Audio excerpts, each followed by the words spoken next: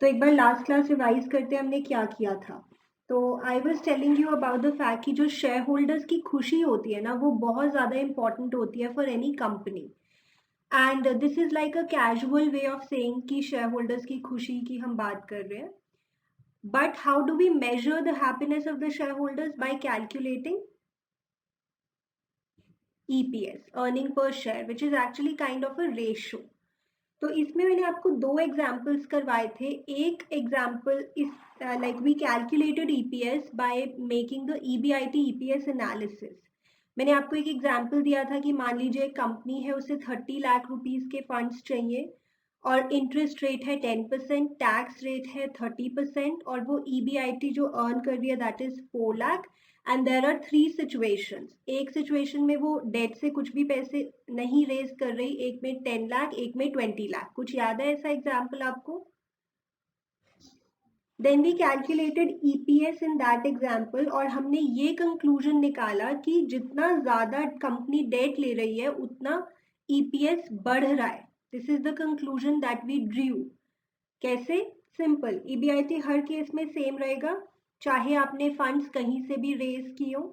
सबसे पहले आप इंटरेस्ट देते हो, उसके बाद आप टैक्स देते हो और उसके बाद जो बचता है that is for the share holders of the company. तो like these are the calculations that we made. और लाइक आई सेड, हमने कंक्लूड किया था कि जितना ज्यादा डेट ले रही है कंपनी उतना EPS बढ़ रहा है।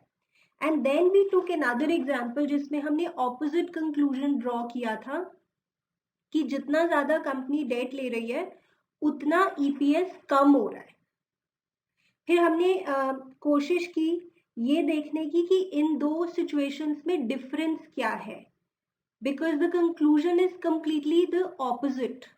तो कंक्लूजन हमने देखा कि what is the underlying difference. And if you remember, इसमें मैंने आपको बताया था कि जो एग्जाम्पल नंबर 1 है उसमें cost of debt, what is cost of debt? Simply debt उठाने के लिए जो आपने कॉस्ट इंकर करनी है which is the rate of interest.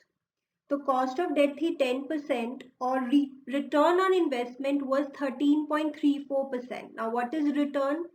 Simply आपने जहां पैसे लगाए हैं उससे आपको कितना रिटर्न मिल रहा है। How to calculate it? जितने पैसे कमाए हैं डिवाइडेड बाय जितने पैसे लगाए हैं into 100। And as per our example, जो पैसे आपने कमाए हैं, let's call it EBIT, that is earning before interest and tax, divided by total investment. तो EBIT was 4 lakh and total investment जो था 30 लाख, इनटू 100 करके आया 13.34%। So in the first example, ROI was more than cost of debt, meaning कि मैंने जहां से पैसे रेज किए हैं उस वहां पे मुझे कम पैसे देने हैं और जहां मैंने पैसे लगाए हैं वहां से मुझे रिटर्न ज्यादा मिल रहा है। So this is a positive situation, right? That is, the cost that I have to incur is less than the return that I'm getting. So this is a positive situation. इसलिए इसमें date जो है वो मुझे अच्छा लग रहा है क्योंकि डेट 10% में मुझे मिल रहा है and the money that I get, I invested somewhere and I am getting a return of more than 10%। So I am liking debt. इसीलिए ये एक फेवरेबल सिचुएशन है। तो मैंने लिखा था favourable financial leverage. Exactly financial leverage का क्या मतलब है वो भी बताना है। सेकेंड सिचुएशन में, सेकेंड एग्जाम्पल में हमने कहा था cost of debt is again the same which is the rate of interest और यहाँ पे return on investment was coming out to be 6.67%। तो return is less than cost of debt. तो ये एक अनफेवरेबल सिचुएशन है बिकॉज मुझे खर्च ज्यादा पैसे करने पड़ रहे हैं और मुझे जो रिटर्न मिल रहा है वो कम है। So that is an unfavourable situation. तो हमने फिर इन्हें कंपेयर किया था। फेवरेबल फाइनेंशियल लेवरेज में जितना ज्यादा डेट उतना EPS ज्यादा। And what is causing it, मतलब what is the reason behind it? That ROI is more than cost of debt. And unfavourable financial leverage में जितना ज्यादा डेट उतना EPS कम। What is the reason behind it? ROI is less than cost of debt. बताइए, last class आप revise कर पा रहे? ओके विषय, ना आपको बताती हूँ फाइनेंस के सब्जेक्ट में, या finance is like such a vast subject, leverage का मतलब होता है डेट। मतलब आप ये समझो कि फाइनेंस की दुनिया में लेवरेज वर्ड का मतलब डेट होता है। तो जब हम बात करें फाइनेंशियल लेवरेज, तो इसका मतलब है कि हम डेट की बात कर रहे हैं, that what is the proportion of debt that the company is using. ठीक है, तो एक सिंपल तरीके से बता रही हूँ, लेवरेज का मतलब फाइनेंस की दुनिया में डेट से रिलेटेड होता है। So what is the meaning of financial leverage? Like the proper definition we can write, the proportion of debt in the overall capital. बताइए बच्चे, ओवरऑल कैपिटल आप कहाँ से रेज कर सकते हो? There are two main sources, debt and equity, जिसके बारे में हम और बहुत ज़्यादा डिटेल में बात करने वाले हैं. So the proportion of debt in the overall capital is called financial leverage.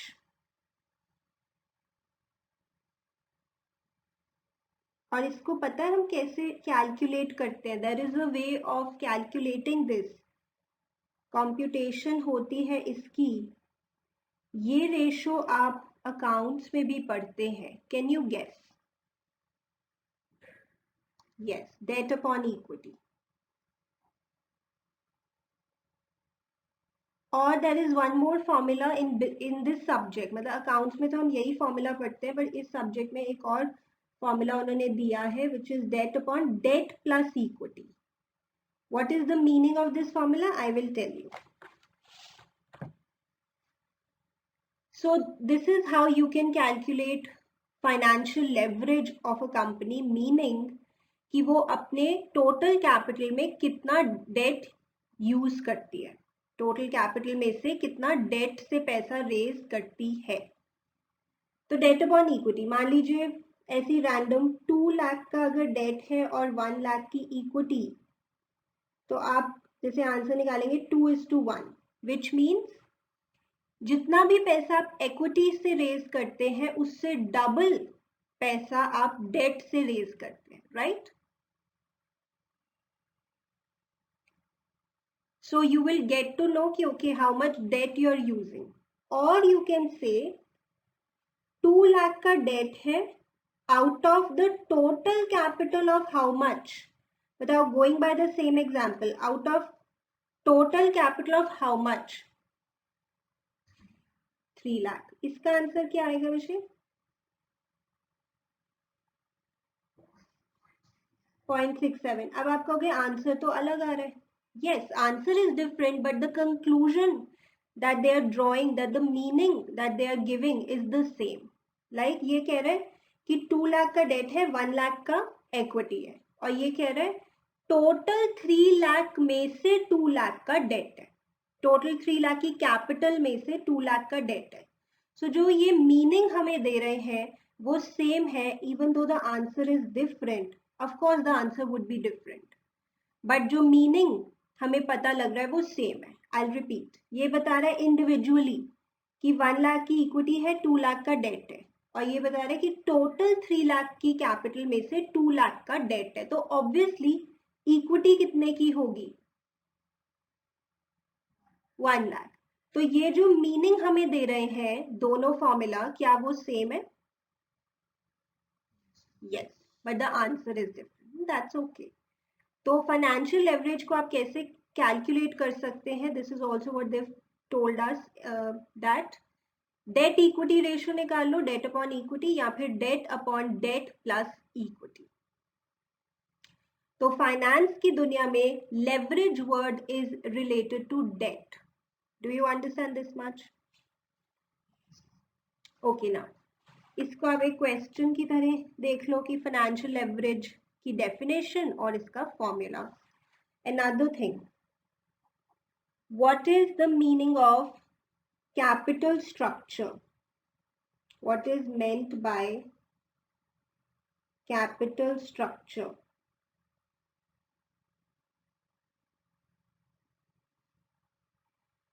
ये भी वैसे सिमिलर ही बात बता रहे हैं. कैपिटल स्ट्रक्चर वर्ड हम यूज करते हैं when we try to know the mix of debt and equity. अगर मैं पूछूं आपकी कंपनी का कैपिटल स्ट्रक्चर क्या है, तो मतलब मैं आपसे ये पूछ रही हूँ कि आप कितना डेट यूज करते हैं और कितना equity. Capital structure, the mix of debt and equity, or you can say the mix of borrowed funds and owners funds. borrowed funds word किसके लिए यूज हो रहा है? and owners funds, yes, चलिए लिखते हैं। capital structure refers to the mix between owners and borrowed funds.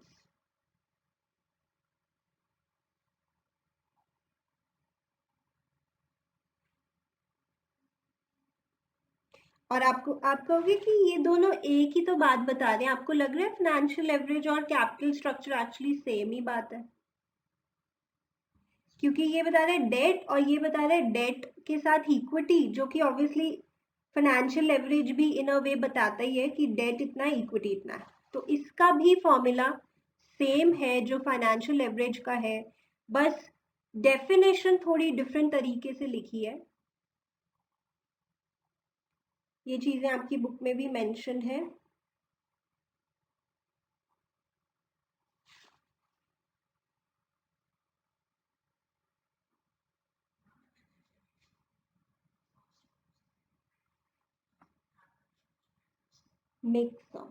Mix between, ठीक है बच्चे? ओके,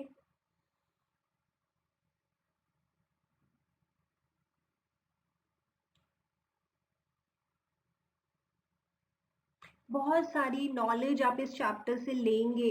मैंने आपको पहले भी बताया था that this chapter is actually very interesting and giving you practical knowledge. ये वर्ड्स यूज होते हैं फाइनेंस में। आगे चले।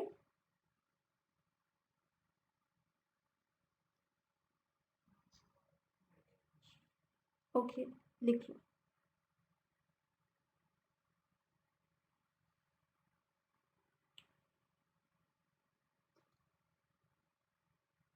इस चैप्टर में बच्चे न्यूमेरिकल क्वेश्चंस भी पेपर में आ सकते हैं। Like there has been a trend for the past few years that CBSE is giving numerical questions from this chapter. तो मैं उसकी भी आपको प्रैक्टिस करवाऊंगी। अराउंड 6 to 7 क्वेश्चंस हम करेंगे और उसी में आपका पूरा कॉन्सेप्ट कवर हो जाएगा। लिख लिया? थोड़ा जल्दी लिखें मुझे।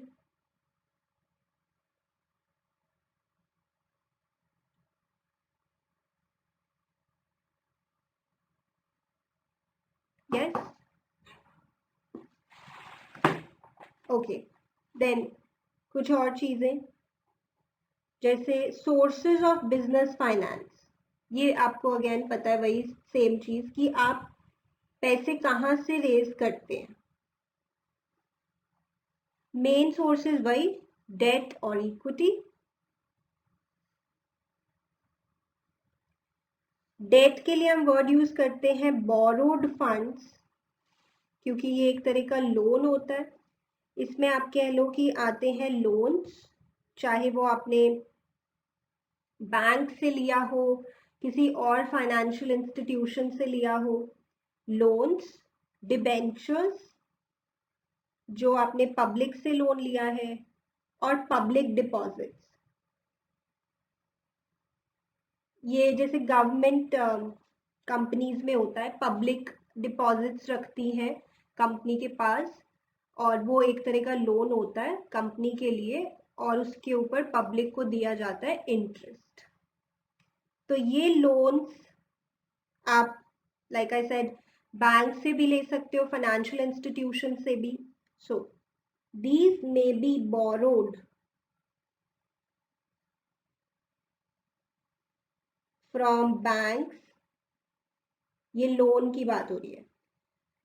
other financial institutions,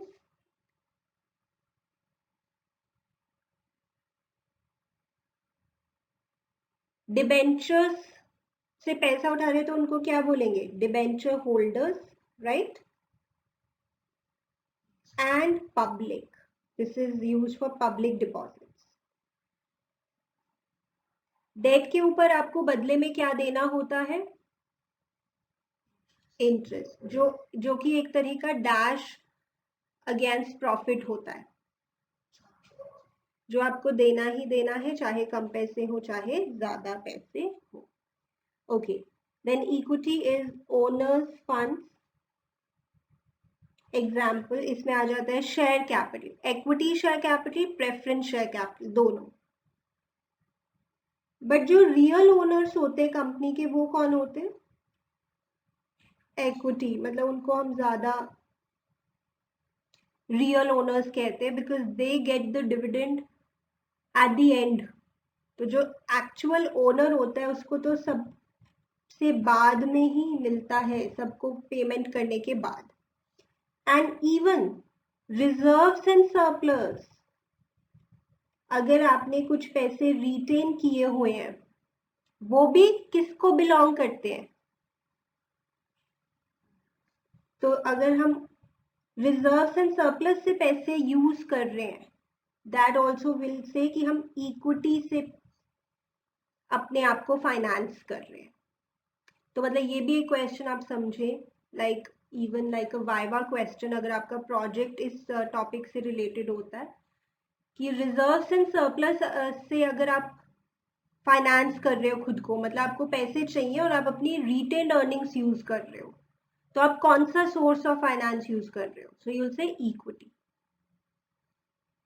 okay, because this also belongs to the share holders.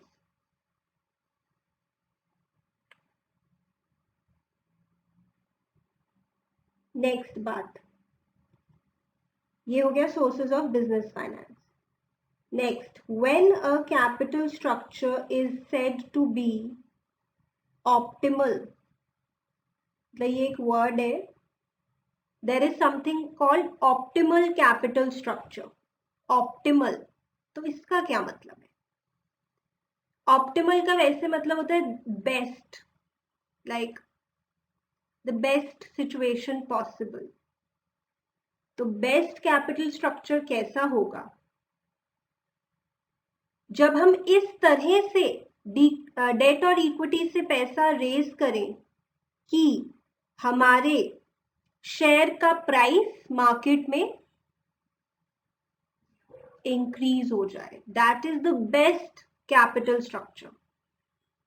I repeat, कि हम इस तरह से डेट और इक्विटी से पैसा रेज कर रहे हैं कि हमारे शेयर का प्राइस बढ़े मार्केट में। ऐसा कैसे होगा, इसके लिए तो बहुत सोच विचार करना पड़ेगा। काफी चीजें आप इसी चैप्टर में सीखेंगे आगे। अ capital structure is said or will be said to be optimal when the proportion of debt and equity, when the proportion of debt and equity is such that it results in an increase in the value of equity share.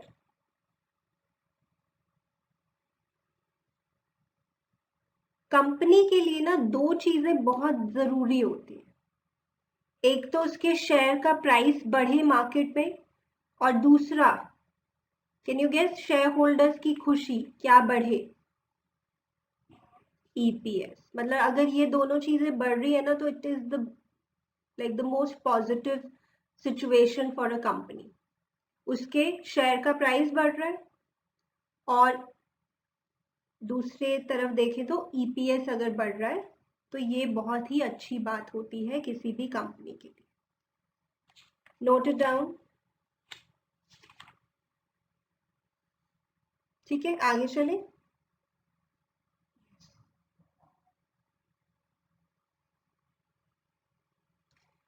Okay, I'll ask Samriddhi. Favorable financial leverage.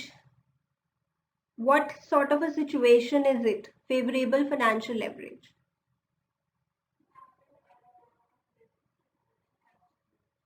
Then it leads to what?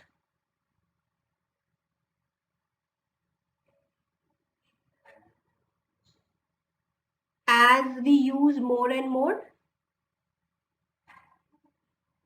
Correct. So favorable financial leverage is a situation when use of more debt leads to more EPS, and the reason behind it is that ROI is more than cost of debt. चलिए आगे चलते हैं. Now we are on to the most important topic of this chapter, जिससे बच्चे बहुत struggle करते हैं. But I will explain you this in the most logical and simple manner. I will try my best. और इस topic से related एक YouTube पे भी वीडियो है which is open for all. You can also revise quickly from there. But इस पे हमें काफ़ी डिस्कशन करनी है and this is going to be really insightful, full of knowledge for you. The name of the topic is Factors Affecting the Choice of Capital Structure.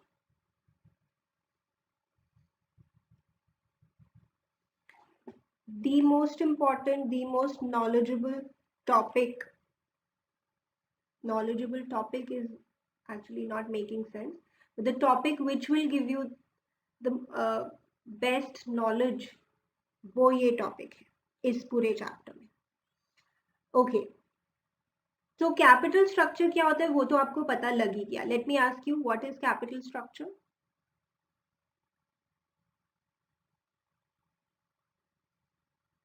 Yes,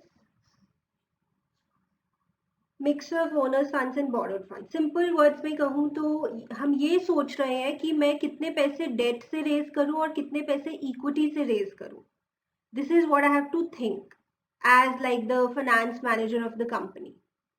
तो जब मैं ये सोचूंगी कि कितने पैसे डेट से रेज करने हैं कितने इक्विटी से, तो मैं किन बातों को ध्यान में रखूंगी.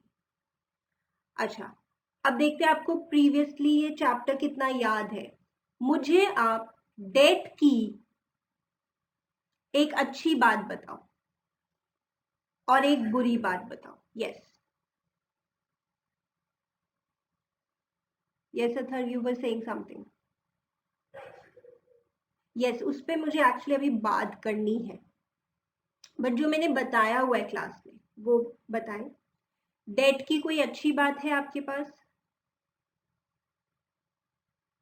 As per the knowledge that I have already given you?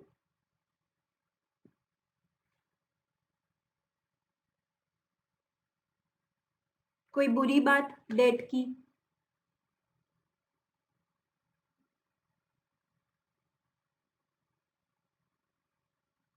नहीं याद है.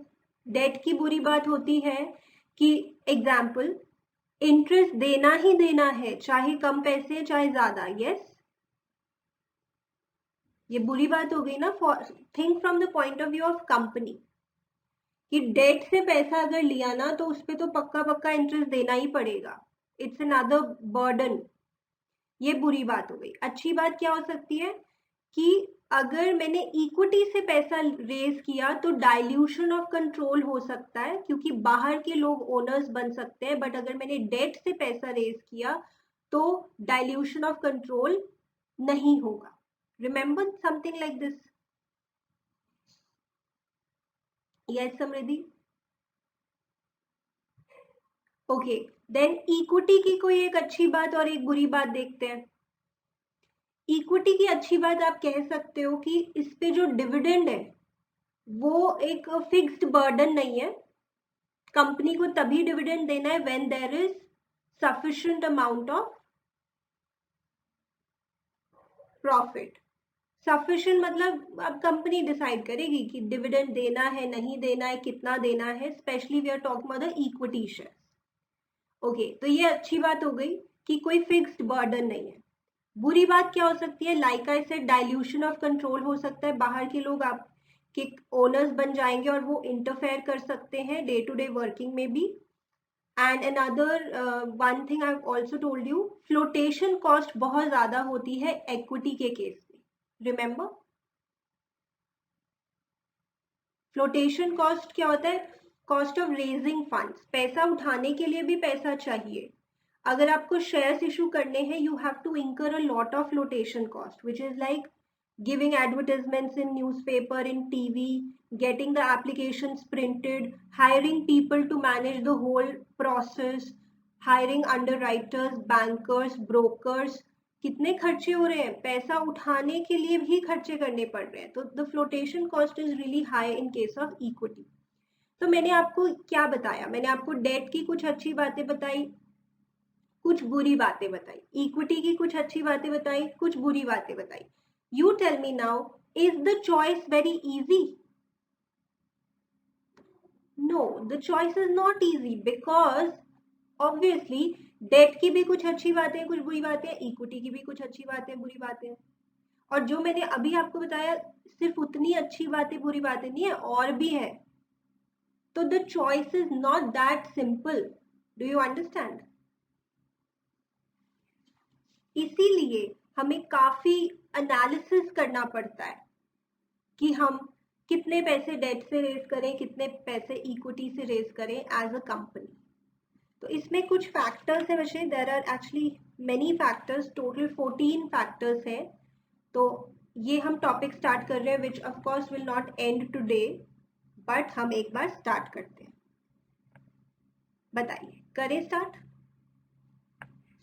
चलो, ये बुक में आपके दिया है पेज 253, अगर आप रेफर करना चाहते हैं. मैं किसी सीक्वेंस में नहीं चल रही हूँ, मैं पहले आपको थोड़े सिंपल वाले पॉइंट्स कराऊंगी, फिर थोड़ा थोड़ा जब लेवल बढ़ जाएगा तो थोड़े डिफिकल्ट पॉइंट्स पे जाएंगे. Let's talk about control.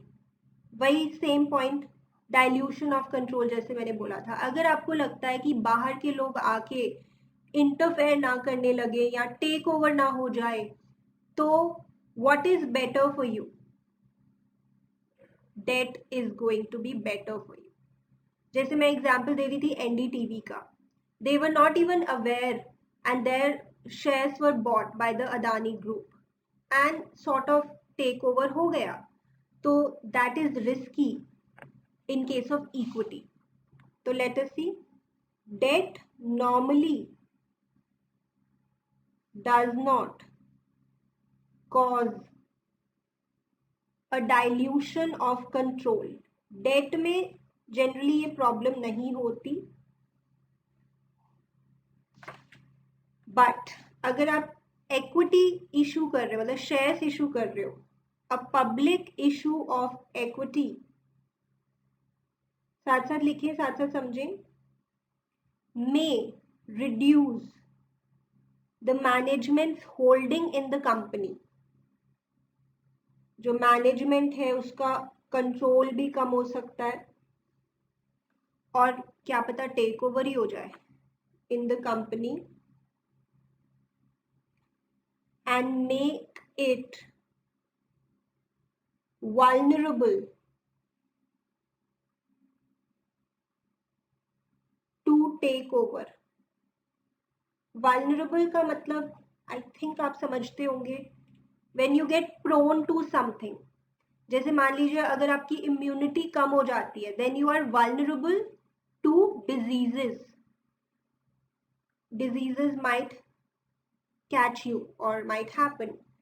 तो vulnerable यानी you are prone to something. So equity से पैसा रेज करते हो तो इससे मैनेजमेंट की होल्डिंग कम हो सकती है और आप टेक ओवर भी आपका हो सकता है एज अ कंपनी. तो इसलिए ये भी एक इम्पॉर्टेंट फैक्टर रहता है जब कंपनी डिसाइड करती है. क्या डिसाइड करती है? yes, that how much to raise from debt, how much to raise from equity. This factor also influences the choice between debt and equity, specially उन कंपनीज को ज़्यादा सोचना पड़ेगा जहाँ पे मैनेजमेंट की होल्डिंग ऑलरेडी कम है। लेट्स से जो मैनेजमेंट है, जो कंपनी कह सकते हो जिन्होंने कंपनी स्टार्ट की थी, उनकी होल्डिंग है अगर 60% और 40% बाहर के लोगों की है, और फिर वो धीरे धीरे 55% हो गई, तो अब इस कंपनी को डर लगेगा कि और कम नहीं हो जानी चाहिए हमारी होल्डिंग। तो इस टाइप की कंपनी के लिए ये फैक्टर और भी ज़्यादा इम्पोर्टेंट हो जाता है। किस टाइप की कंपनी के लिए? जिसमें specially in companies in which current the current holding of management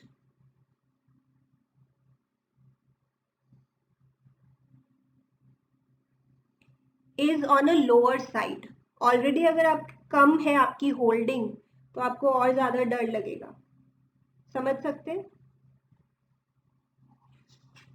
right बच्चे, यहां तक लिखें।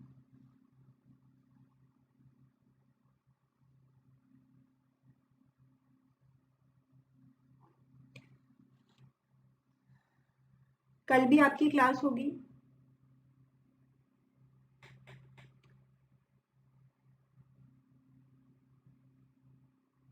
चले आगे।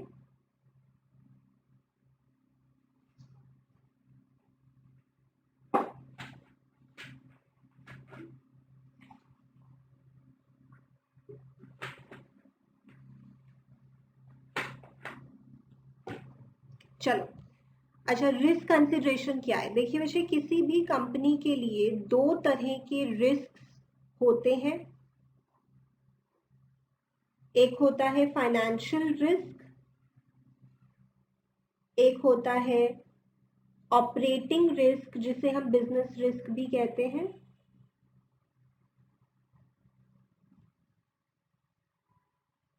इसको मैं थोड़ा अपने वे में लिख रही हूँ, हिंदी में लिख रही हूँ कुछ लाइन। कंपनी को डर लग रहा है कि वह अपनी फिक्स्ड फाइनेंशियल कॉस्ट या फिक्स्ड फाइनेंशियल चार्ज मीट कर पाएगी या नहीं।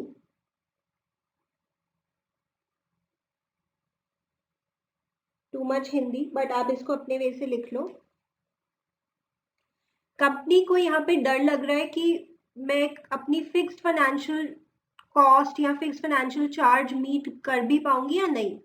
Please give me an example of fixed financial charge. Yes, अगर आपको याद है पीछे की क्लासेस तो आप बता पाएंगे that I am talking about interest on debt और interest on loan, because that is a fixed financial charge. How? उसका रेट भी पहले से ही डिफाइंड होता है और वो आपको पक्का पक्का देना भी होता है, तो फिक्स्ड हो गया, पक्का पक्का देना है। और फाइनेंशियल वर्ड कहाँ से आया? Because it is related to raising finance, पैसे उठाने से रिलेटेड जो खर्चा है उसके लिए हम फाइनेंशियल चार्ज वर्ड यूज कर रहे हैं। तो कंपनी को डर लग रहा है कि कहीं मैं अपनी फिक्स फाइनेंशियल चार्जेस ना मीट कर पाई तो क्या होगा, मतलब this is a risk. Do you understand? क्या इसमें डिविडेंड भी आ रहा है? नो, कुछ हद तक, to some extent you can say कि हाँ क्यूमुलेटिव प्रेफरेंस डिविडेंड आ सकता है, बट इक्विटी वाला डिविडेंड नहीं आ सकता। Cumulative preference dividend to some extent we can say okay it is also fix financial charge, because preference का डिविडेंड का जो रेट होता है वो डिफाइंड होता है। और क्यूमुलेटिव में क्या होता है कि जब भी आप प्रॉफिट्स कमाएंगे तो पीछे का डिविडेंड भी देना पड़ेगा, राइट? बट प्राइमरीली हम इसमें इंटरेस्ट की ही बात करेंगे। और जब भी मैं डिविडेंड बोलूंगी ना, यू थिंक अबाउट इक्विटी का डिविडेंड, क्योंकि वो ऐसा होता है कि कंपनी को देना है नहीं देना कंपनी डिसाइड करती है। चलो, अब ये क्या होता है? बिजनेस रिस्क या ऑपरेटिंग रिस्क।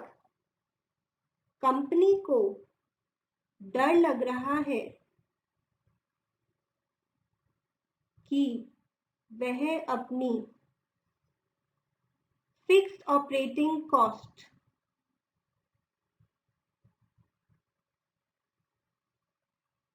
मीट कर पाएगी या नहीं। Please give me an example of fixed operating cost.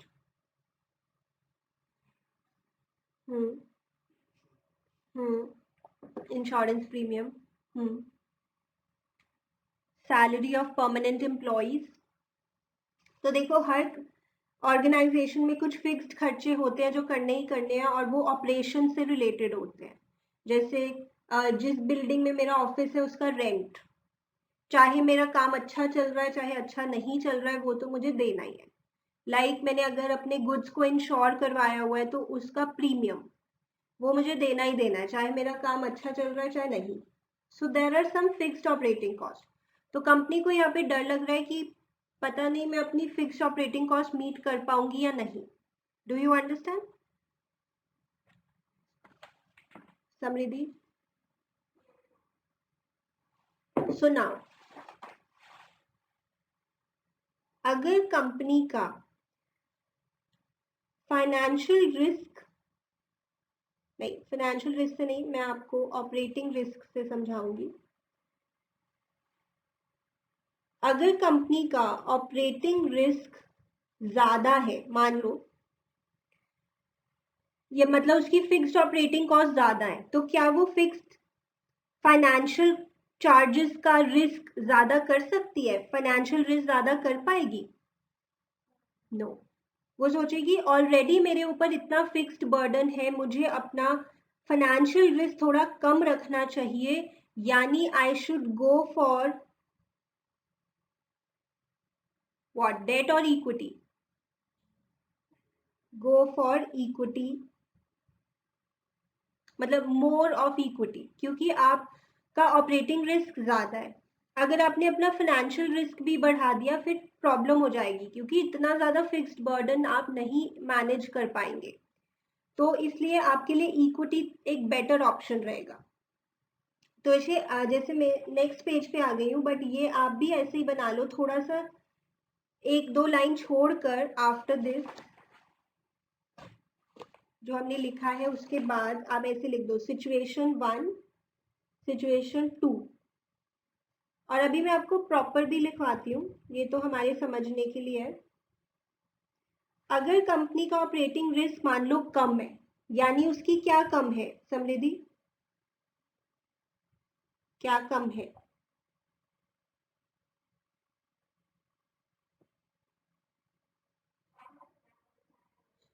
अगर कंपनी का ऑपरेटिंग रिस्क कम है तो कैसे कम है? What is less for the company? हाँ, फिक्स्ड ऑपरेटिंग कॉस्ट अगर कम है तो हम कहेंगे आपका ऑपरेटिंग रिस्क कम है। Can you afford to take financial risk in this situation? Yes, it can be more to some extent, you can manage, क्योंकि आपका ऑपरेटिंग रिस्क तो कम है, आप पे इतना ज्यादा फिक्स्ड बर्डन नहीं है। तो अगर आप थोड़ा सा फिक्स्ड फाइनेंशियल बर्डन ले भी लेते हो तो it's not much of a worry for you, तो you can go for debt. Okay Samriddhi, can you explain these situations to us in your words?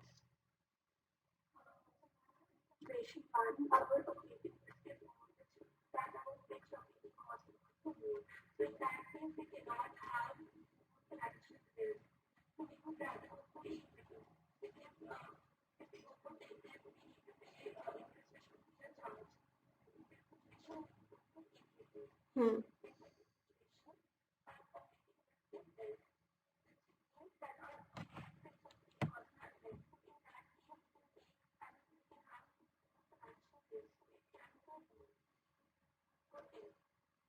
we can go for that, right, that is correct। अब ये लिख लिया, इसके बाद हम proper way से लिखते हैं answer. Please right financial risk. अभी तो मैंने आपको कैजुअल वे में लिखवाया, now proper. refers to a position when a company is unable to meet its fixed financial charges,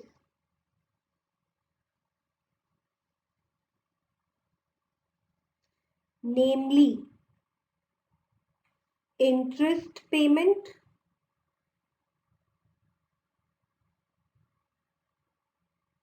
repayment obligations, जो आपको प्रिंसिपल वापस करना पड़ता है ना लोन जब लेते हो, so that is repayment obligations, and preference dividend. But हम डिविडेंड के बारे में ज्यादा बात नहीं करेंगे क्योंकि ये डिविडेंड बहुत ही स्पेसिफिक है, like I said on cumulative preference share and preference dividend, but we are not going to talk much about it since हम अपने कॉन्वर्सेशन के लिए यही कहते हैं कि डिविडेंड तो एक फिक्स्ड चार्ज होता ही नहीं, बिकॉज हम कौन से डिविडेंड की बात कर रहे होते हैं, इक्विटी। बट बुक में लिखा है तो it's my duty to explain that how they have written it here. इसका मीनिंग हो जाता है क्यूमुलेटिव प्रेफरेंस शेयर्स, जिसमें जब भी आप प्रॉफिट कमाओगे तो पीछे का इंटरेस्ट भी देना पड़ेगा और उसका रेट भी डिफाइंड है। ओके इसके बाद फाइनेंशियल रिस्क के अलावा एक और रिस्क होता है, every business has also some operating risk, जिसे हम बिजनेस रिस्क भी कहते हैं। अब देखो, अगर आपकी ऑपरेटिंग कॉस्ट ज्यादा है तो आपका ऑपरेटिंग रिस्क ज्यादा है। Higher fixed operating cost results in higher business risk,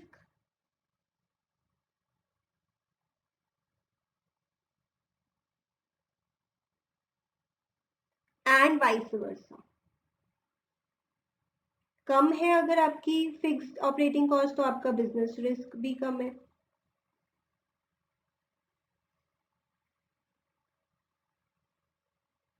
यहाँ पे एक और लाइन हमें ऐड करनी है, use of debt increases the dash risk of a business। Tell me which risk?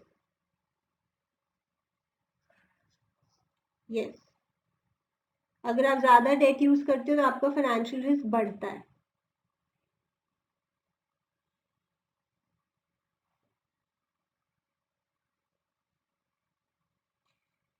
Then if a firm's business risk is lower,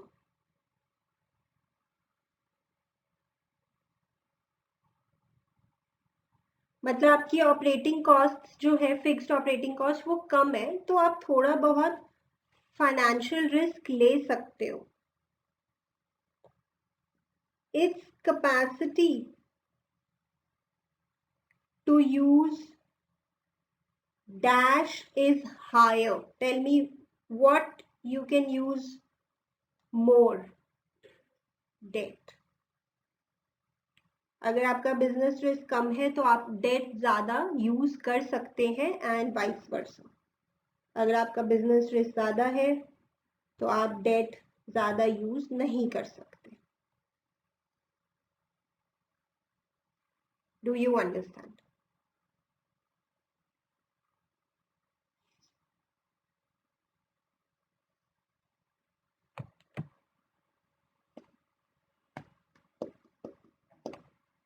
हो गया? ठीक है, लास्ट पॉइंट करते हैं आज के लिए, दैट इज फ्लोटेशन कॉस्ट। इसका भी वैसे आपको मतलब मैंने बता दिया है। Flotation cost, cost of raising funds, पैसा उठाने के लिए भी पैसा चाहिए। So process of raising resources also involves some cost। also involves some cost. अगर आप डिबेंचर्स इशू करते हो या फिर शेयर्स इशू करते हो तो बहुत ज़्यादा होती है flotation cost. Sources of finance में जैसे डेट है और इक्विटी है, इसमें issue of public issue of shares flotation cost ज़्यादा होती है या कम? Tell me. ज़्यादा. रिक्वायर्स कंसिडरेबल एक्सपेंडिचर, काफ़ी खर्चा हो जाता है. मैंने आपको एग्जांपल दिया, advertisement in newspaper, TV, hiring a lot of people for the whole process like underwriters, brokers, merchant bankers, बहुत सारे खर्चे हो जाते हैं. अब डेट में लोन, अगर आप बैंक से लोन लेते हो तो वो इतना महंगा नहीं होता है, उसमें बैंक की कुछ प्रोसेसिंग फीस होती है, but that's not a huge amount. Of course depends on the amount of loan, but let's say 1 crore के लोन के ऊपर may be the fees would be around 15,000 rupees. So that's not a lot. Getting a loan from a financial institution may not cost so much. मतलब इसमें इतना खर्चा नहीं होगा. पर डेट में एक और चीज है जिसमें खर्चा ज्यादा हो जाता है. What? Can you guess? Public issue of debentures, उसमें फिर भी काफी खर्चा हो जाता है. Involves again considerable expenditure. तो अब ये आपको देखना है कि आप कितने पैसे खर्च कर सकते हो. Accordingly you decide which source to go for.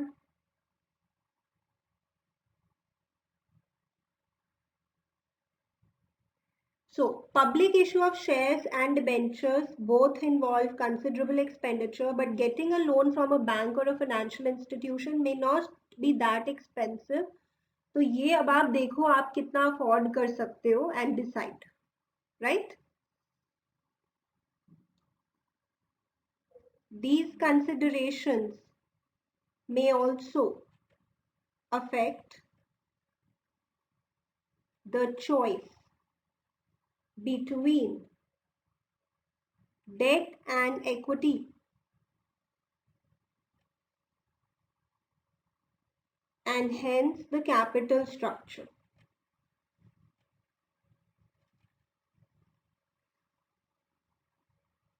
Right. चलिए तो बहुत अच्छे से रिवाइज कीजिएगा यहाँ तक. The next 10-12 days are going to be very important. मैं मतलब थोड़ा सा हमें स्पीड अप करके सिलेबस खत्म करना है, तो अगले 10-12 डेज में हमारी बहुत अच्छी आउटपुट होनी चाहिए. तो आप साथ साथ रिवाइज करते रहें. This chapter is 50% over, 50% still to go. हो जाएगा यहाँ तक रिवाइज? चलिए, now take a quick break and meet me for accounts.